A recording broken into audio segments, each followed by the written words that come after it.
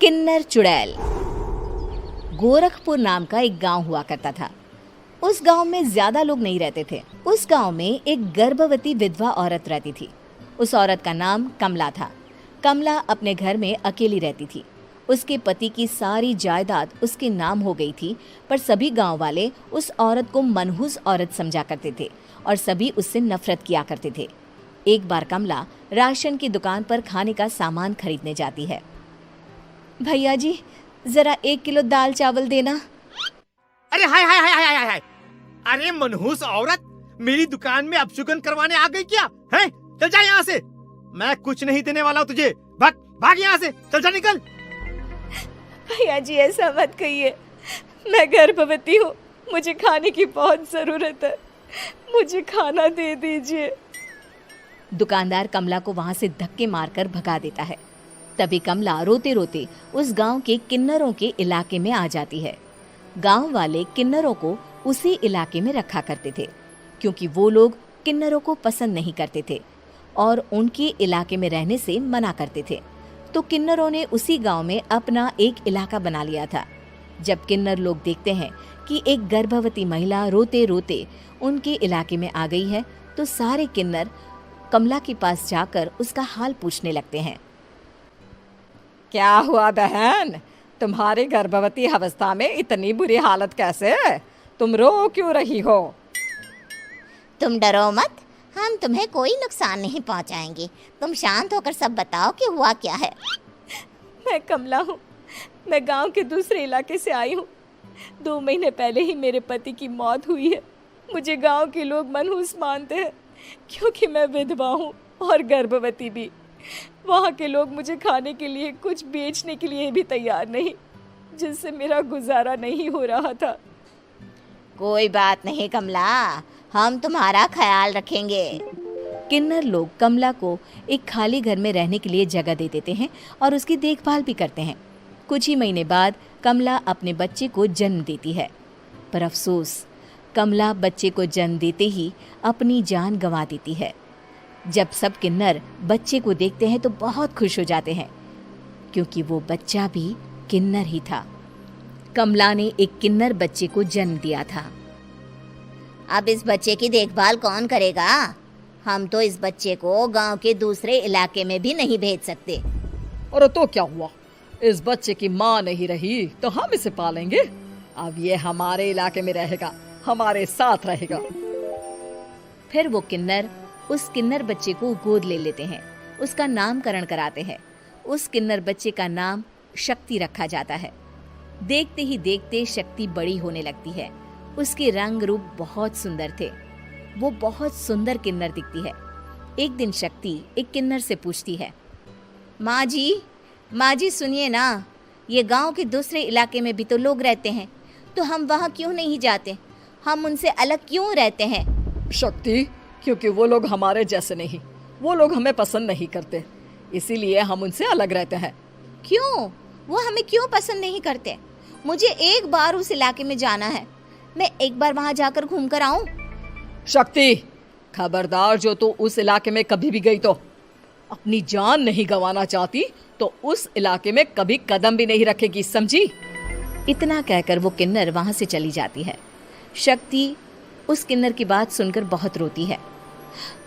माँ जी, ऐसा कैसे कह सकती है? उन्होंने इतनी सी बात के लिए मुझे इतना डांटा। अब तो मैं उस इलाके में जरूर जाऊंगी। फिर एक दिन शक्ति गांव के दूसरे इलाके में चुपके से जाती है। ये लोग तो हमारे जैसे ही इंसान हैं, तो ये हमसे नफरत क्यों करते हैं? जब शक्ति उस इलाके में पहुंचती है तो गांव के सारे आदमी उसके रूप से मोहित हो जाते हैं। वो लोग ये अंदाजा नहीं लगा पाते कि वो किन्नर है। शक्ति की सुंदरता देखकर सारे गांव वाले उसकी तारीफ करने लगते हैं। तभी गांव का चक्कर लगाने गांव के जमींदार का बेटा हर्ष वहां पहुंचता है। हर्ष भी दिखने में बहुत सुंदर होता है। जब हर्ष ने शक्ति को देखा तो वो भी उससे मोहित हो गया, और जब शक्ति की नजर हर्ष पर पड़ी तो वो हर्ष को देखकर मोहित हो गई। आपको पहले कभी इस गांव में देखा नहीं। इस गांव में आप नए हैं क्या? जी नहीं, वो मैं बस। तभी शक्ति बोलते बोलते रुक जाती है और मन में सोचने लगती है, अगर मैंने इनको बता दिया कि मैं दूसरे इलाके से आई हूँ तो वो समझ जाएंगे कि मैं किन्नर हूँ, इसलिए मुझे इनसे झूठ ही बोलना पड़ेगा। शक्ति हर्ष को कहती है, जी हाँ, मैं इस गांव में नई आई हूँ, यहाँ अकेली रहती हूँ। वैसे आप कौन है? आप भी इसी गांव में रहते हैं?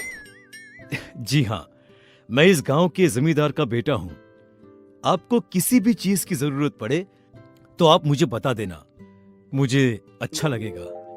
ऐसे ही शक्ति और हर्ष एक दूसरे से रोज मिलने लगते। वो दोनों अपने प्यार का इजहार करने एक दूसरे से मिलने जाते हैं।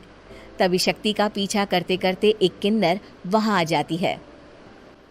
शक्ति, शक्ति, मैं तुमसे बहुत प्यार करता हूँ। मैं तुमसे शादी करना चाहता हूँ। क्या तुम मुझसे शादी करोगी? हाँ हर्ष, मैं तुमसे शादी करूंगी, पर मैं तुमको अपने बारे में एक सच्चाई बताना चाहती हूँ जो मैंने तुमसे छुपा कर रखी है। तभी उनके बीच में ही वो किन्नर आ जाती है। शक्ति, तेरी हिम्मत कैसे हुई ऐसा करने की? वो किन्नर शक्ति को खींचकर गांव के जमींदार के पास ले जाती है। हर्ष भी वहां शक्ति को बचाने के लिए पहुंच जाता है। जमींदार शक्ति और हर्ष के प्यार के बारे में सुनकर गुस्से में आ जाता है और शक्ति को गांव के बाहर निकालने की सजा देता है। शक्ति ये बात सहन नहीं कर पाती और कुएं में कूदकर अपनी जान दे देती है। जमींदार हर्ष की शादी गांव की एक लड़की से करवा देता है, पर हर्ष इस शादी से खुश नहीं होता। शक्ति अपना बदला लेने के लिए मरने के बाद किन्नर चुड़ैल बन जाती है।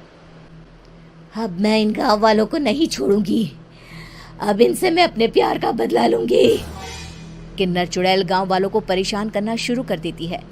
एक बार वो रात को गांव के खेतों में पहुंच जाती है और वहां आग लगा देती है। सारी फसल जल के राख हो जाती है। जब एक आदमी रात को उठकर देखता है कि खेत में आग लग गई है तो वो वहां पहुंच जाता है। वो देखता है कि खेतों के बीचों बीच एक किन्नर चुड़ैल खड़ी है और वहां खड़े होकर ताली बजा रही है। गांव वाला किन्नर चुड़ैल को देखकर बेहोश हो जाता है। जब सुबह उस आदमी को होश आता है तो वो सीधा जमींदार के पास जाता है। अरे जमींदार साहब, अरे वो किन्नर चुड़ैल ने मेरी सारी फसल जला दी। अब मैं क्या करूंगा? क्या होगा मेरा? जमींदार चुड़ैल किन्नर का नाम सुनते ही सब कुछ समझ जाता है। अब वो बहुत डर जाता है। उसी रात को जब जमींदार डर के मारे अपने कमरे में सो नहीं पाता, तभी वहां अचानक से किन्नर चुड़ैल आ जाती है। किन्नर चुड़ैल जोर जोर से जमींदार के आगे खड़ी होकर हंसने लगती है और ताली बजाने लगती है। जमींदार उस डरावनी किन्नर चुड़ैल को देखकर बहुत डर जाता है। तूने मेरे साथ बहुत बुरा किया, अब मैं तुझे जान से मार दूंगी। नहीं नहीं नहीं नहीं नहीं, मुझे माफ कर दो, मुझे मत मारो। मैं कभी ऐसा दोबारा नहीं करूंगा। अब तुम जो बोलोगी वही मैं करूंगा। ठीक है, मैं चाहती हूँ कि किन्नर इलाका गांव के इलाके से जुड़े और गांव का कोई भी आदमी किन्नर समाज से द्वेष ना करे, उससे नफरत ना करे, नहीं तो मैं सारे गांव को मार दूंगी। और तुम गांव में एक नया कानून बनाओ कि अगर किसी ने भी किन्नर समाज को हानि पहुंचाने की कोशिश भी करी या इनसे भेदभाव करने की भी कोशिश करी तो उनको कड़ी से कड़ी सजा मिलेगी। हाँ हाँ हाँ हाँ, मैं ऐसा ही करूंगा। तुम जो बोलोगी वो मैं करूंगा, पर मुझे जाने दो प्लीज। तब वो किन्नर चुड़ैल वहां से चली जाती है। गांव का जमींदार किन्नर चुड़ैल का कहा मानते हुए दोनों इलाकों को एक कर देता है और नया कानून भी लागू कर देता है। तब से वहां किन्नर समाज और बाकी गांव वाले शांतिपूर्वक रहने लगते हैं।